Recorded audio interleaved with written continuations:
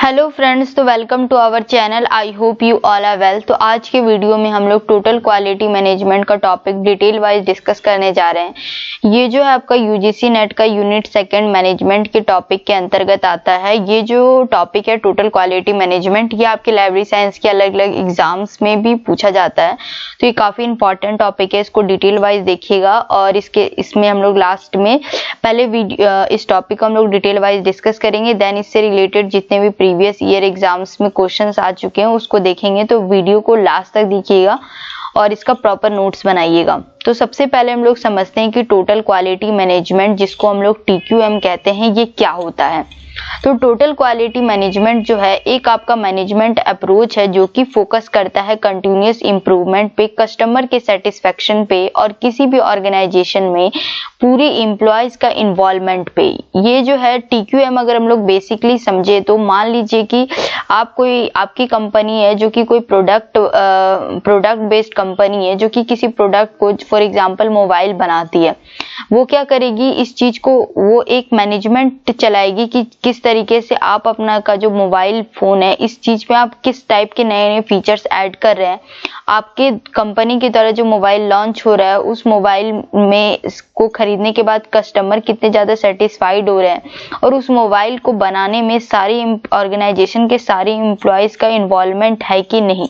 इस चीज को ही मैनेज करके चलने का जो एक अप्रोच होता है, इसी को हम लोग टोटल क्वालिटी मैनेजमेंट कहते हैं, टीक्यूएम।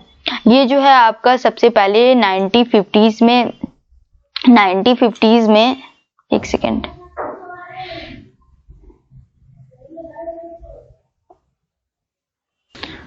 ये जो है आपका ओरिजिनेट हुआ था स्टार्टिंग में 1950s में। और इस अप्रोच को जो सबसे ज्यादा पॉपुलैरिटी मिली थी इंडस्ट्री के फील्ड में, ये 1980s और 1990s के बीच में आप इस मैनेजमेंट अप्रोच को काफी क्या किया गया, अप्रिशिएशन मिला, पॉपुलर हुआ और बहुत सारे ऑर्गेनाइजेशंस में टीक्यूएम को क्या किया गया, लागू किया जाने लग गया। अब हम लोग समझते हैं कि टीक्यूएम के कुछ की प्रिंसिपल्स क्या हैं, किस बेसिस पे टीक्यूएम क्या करता है, वर्क करता है। तो सबसे पहला जो इसका की प्रिंसिपल है वो है कस्टमर फोकस। तो हम लोग टीक्यूएम को समझने के लिए एक एग्जांपल लेते हैं। जैसे कि मान लीजिए कि आपका एक मोबाइल का बिजनेस है, तो जो कस्टमर फोकस आपको क्या करना है कि कस्टमर का जो फीडबैक होता है उस फीडबैक के हिसाब से क्या करेंगे, आप अपने प्रोडक्ट को बनाएंगे। उसका जो नीड्स है वो आपके प्रोडक्ट से किस टाइप का एक्सपेक्टेशंस करता है, उसको किस टाइप के फीचर्स चाहिए आपके फोन्स में, तो उस चीज को ध्यान में रखते हुए जब आप अपना प्रोडक्ट को क्या करते हैं, बनाते हैं और आपका जो प्रोडक्ट है उससे कस्टमर सेटिस्फाइड होता है, तो कस्टमर को ध्यान में रखते हुए जब आप अपने प्रोडक्ट को बनाते हैं तो वो किसके अंतर्गत में आता है, टीक्यूएम, क्योंकि इसमें आपने क्या किया, कस्टमर के नीड्स को ध्यान रखा। सेकेंड आता है कंटिन्यूअस इंप्रूवमेंट। टीक्यूएम क्या करता है, इस आइडिया को प्रमोट करता है कि आप अपने सामान में क्या करें, कंटिन्यूअस चेंजेस लाते रहें, जिससे क्या हो, जो कस्टमर है वो नए नए फीचर्स के तहत अट्रैक्ट होके क्या कर सके, आपके चीजों को, सामान को खरीदे। हम लोग किताब में भी देखते हैं, बुक्स में भी देखते हैं कि हर बार क्या किया जाता है, न्यू एडिशन लॉन्च किया जाता है और न्यू एडिशंस में कुछ खास नहीं रहता है, कुछ न्यू पेपर्स ऐड किए जाते हैं प्रीवियस ईयर्स के, या थोड़ा सा कंटेंट में चेंज किया जाता है। और ज्यादातर क्या करते हैं, रीडर्स न्यू एडिशंस के बुक को परचेज करना चाहते हैं, तो उसमें क्या किया जाता है, कुछ चेंजेस किया जाता है। तो ये जो कंटिन्यूअस इंप्रूवमेंट का जो आइडिया है टीक्यूएम में, इसी को हम लोग कहते हैं काइजन। बहुत बार एग्जाम में यूजीसी नेट पे पूछा जा चुका है कि काइजन जो टर्म है ये किससे रिलेटेड है, तो टीक्यूएम से काइजन टर्म रिलेटेड है, जो कि एक जापानीज टर्म है जिसका मतलब होता है कंटिन्यूअस इंप्रूवमेंट। फिर आता है एम्प्लॉय इन्वॉल्वमेंट। इसमें आपको देखना है कि आपके ऑर्गेनाइजेशंस में जो आप प्रोडक्ट बना रहे हैं उसमें सारे एम्प्लॉय का क्या है, इन्वॉल्वमेंट है कि नहीं। प्रोसेस अप्रोच, इसमें क्या करेंगे कि आप जो टीक्यूएम क्या करेगा, एम्फेसाइज करेगा कि अंडरस्टैंड करे और प्रोसेस को क्या करें, मैनेज करें। और इससे क्या होता है कि आप एक अच्छा परफॉर्मेंस दे पाते हैं। तो आपको क्या करना है, एक प्रोसेस से चलना है किसी भी चीज को बनाने के लिए। आपका जैसे आप कोई प्रोडक्ट बना रहे हैं तो एक प्रोसेस से चलें, तो उसी प्रोसेस अप्रोच से चलने के ही मेथड को क्या किया जाता है, प्रोसेस अप्रोच। देन आता है सिस्टमैटिक अप्रोच। सिस्टमैटिक अप्रोच में है कि आप जिस प्रोसेस से चल रहे हैं वो क्या होना चाहिए, सिस्टमैटिक होना चाहिए। मतलब कि आपको पता है कि आपको ये सारा चीज पढ़ना है, आपने पढ़ तो लिया, लेकिन वो क्या होना चाहिए, सिस्टमैटिक होना चाहिए कि पहले किस तरीके से आपको पहले क्या पढ़ना है, बाद में क्या पढ़ना है। तो ये सिस्टमैटिक अप्रोच, प्रोसेस अप्रोच, ये आप लोग को समझ आ गया होगा। फिर आता है लीडरशिप इन्वॉल्वमेंट। टीक्यूएम में क्या होता है कि लीडर का भी बहुत ही इंपॉर्टेंट रोल होता है। ये क्या करता है कि आपको विजन प्रदान करता है, आपके प्रोडक्ट को एक वैल्यू प्रदान करता है, आपको क्या करता है, गोल ओरिएंटेड बनाता है। इससे क्या होता है कि सब जो होता है कि आपका जो प्रोडक्ट है उसको एक क्वालिटी मिलता है, कि जब आपको एक प्रॉपर गाइडेंस मिलता है तो आपका कोई भी चीज क्या होता है, काफी ज्यादा अच्छा होता है। ये चीज जो होता है स्टूडेंट के लाइफ में भी होता है। जब टीचर उसको अच्छे से गाइड करता है तो कोई भी स्टूडेंट क्या करता है, एक अच्छा परफॉर्मेंस देता है एग्जाम्स में। सेम वैसा ही होता है ऑर्गेनाइजेशंस में, जब जो उनके मैनेजर्स हैं वो क्या करते हैं, उनको अच्छा गाइड करते हैं तो क्या होता है, एक प्रोडक्ट जो आप लॉन्च करते हैं वो काफी अच्छा होता है। तो लीडरशिप का भी इन्वॉल्वमेंट होना काफी जरूरी है। फिर आता है सप्लायर रिलेशनशिप। टीक्यूएम एम्फेसाइज करता है कि जो सप्लायर है उससे ऑर्गेनाइजेशन का क्या होना चाहिए, काफी स्ट्रांग रिलेशनशिप होना चाहिए। इससे क्या होता है कि सप्लायर जो है कस्टमर के फीडबैक्स को लेके आता है और ये कंपनी को प्रोवाइड करता है, जिससे क्या होता है कंपनी और भी अच्छा प्रोडक्ट बना सकता है। क्योंकि कंपनी जो है डायरेक्ट कस्टमर से नहीं उनका बातचीत हो पाता है, तो ये सप्लायर के थ्रू वो कॉन्टेक्ट में आते हैं। तो सप्लायर का जो होता है काफी इंपॉर्टेंट रोल होता है टीक्यूएम में। फिर आता है आपका ये सारे जो प्रिंसिपल्स हैं, ये टीक्यूएम में अप्लाई करने के बाद टीक्यूएम के प्रोसेस को हम क्या कर सकते हैं, काफी अच्छा बना सकते हैं। फिर आता है आपके टीक्यूएम में 4 पिलर्स होते हैं, customer focus, continuous improvement, employ participation and process oriented approach. 8 principles of TQM क्या क्या होते हैं, customer focus, employ involvement, integrated system, process centric approach, systematic flow, continual efforts, fact based decision making, relationship management. अब एक word आता है six sigma. Six sigma जो होता है एक मैथोलॉजी होता है जो कि टीक्यूएम में से रिलेटेड है। ये बताता है कि आपके प्रोडक्ट में क्या होना चाहिए, टीक्यूएम को अचीव करने के बाद, टीक्यूएम को लागू करने के बाद आपके जो प्रोडक्ट है उसमें काफी लो क्या हो कि डिफेक्ट रेट्स हो, मतलब कि आपके प्रोडक्ट में बहुत ही कम डिफेक्ट्स हो। कोई भी चीज तो परफेक्ट होती नहीं है। टीक्यूएम जो है कोई भी चीज तो पहली बात की परफेक्ट नहीं होती, तो उस चीज में जो होता है कि डिफेक्ट भी जो हो वो काफी कम रेट में हो। तो ये चीज मैथोलॉजी जो होता है सिक्स सिग्मा को कहा जाता है। तो सिक्स सिग्मा भी जो होता है किससे रिलेटेड होता है, तो टीक्यूएम से। सिक्स सिग्मा का टॉपिक मैंने डिटेल वाइज पढ़ा चुकी हूँ मैं, तो इसका जो लिंक, इसका जो सिक्स सिग्मा का जो वीडियो उसका लिंक मैं डिस्क्रिप्शन बॉक्स में डाल दूंगी, आप वहां से सिक्स सिग्मा के टॉपिक को डिटेल वाइज पढ़ लीजिएगा। उससे रिलेटेड किस टाइप के क्वेश्चन आते हैं वो भी मैं करा चुकी हूँ, तो वो भी आप लोग पढ़ लीजिएगा और उसका प्रॉपर नोट्स बना लीजिएगा। अब एक क्वेश्चन आता है कि फादर ऑफ क्वालिटी मैनेजमेंट कौन होते हैं, तो ये होते हैं विलियम एडवर्ड डेमिंग।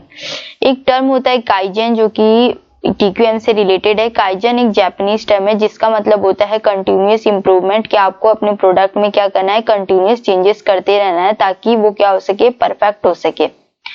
फिर एक साइंटिस्ट थे यूरो एंड बर्नार्ड, इन्होंने अपनी 1993 में टीक्यूएम से रिलेटेड एक थ्योरी दी है। इन्होंने कहा है कि टीक्यूएम को लगाने पे आप किसी भी लाइब्रेरी में 3 तरीके से फायदा हो सकता है। एक पहला तो आप क्या कर सकते हैं, टीक्यूएम को लगाने से आप क्या कर सकते हैं, इंटर डिपार्टमेंटल जो बैरियर्स है, अगर सारे एम्प्लॉय का इन्वॉल्वमेंट होगा तो जो डिपार्टमेंट वाइज जो बैरियर होती है वो क्या हो जाएगी, टूट जाएगी।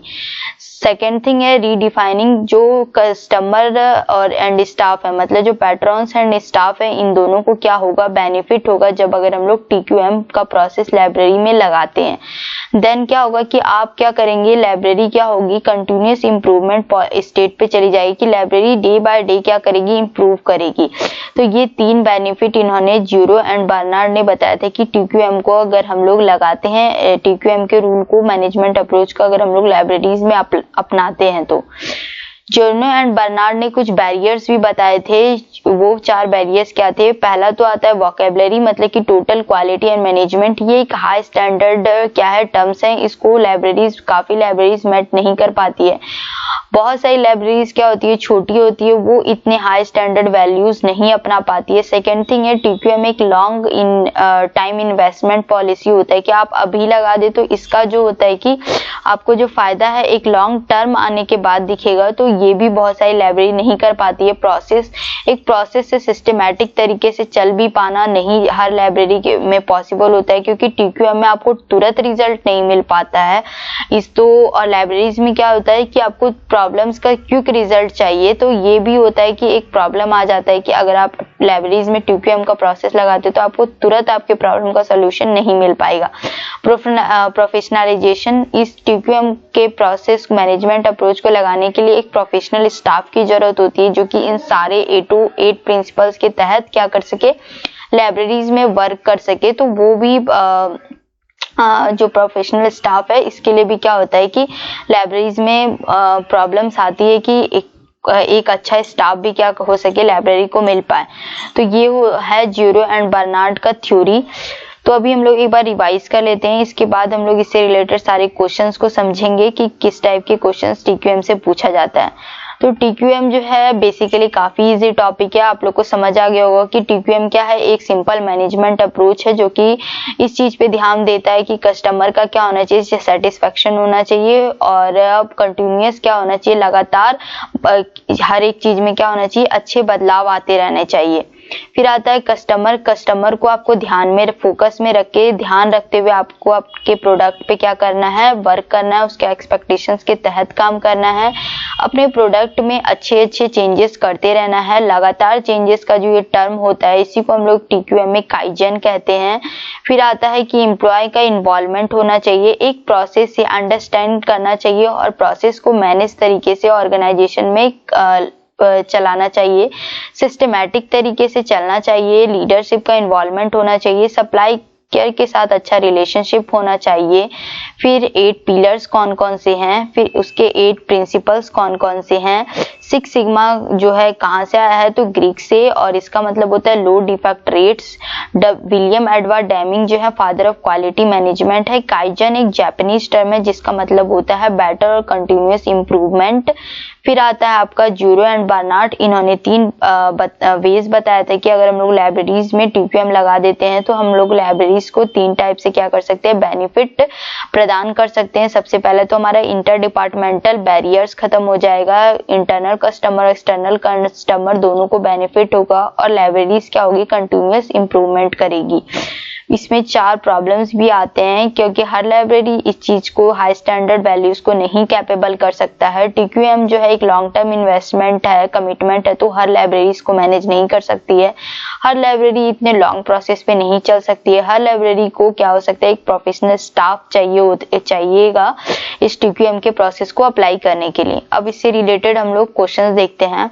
आई होप आप लोग को TQM का प्रोसेस पूरा समझ आया होगा। अगर अभी भी आपको कोई प्रॉब्लम हो तो आप मेरे टेलीग्राम या इंस्टाग्राम पे मैसेज कर सकते हैं।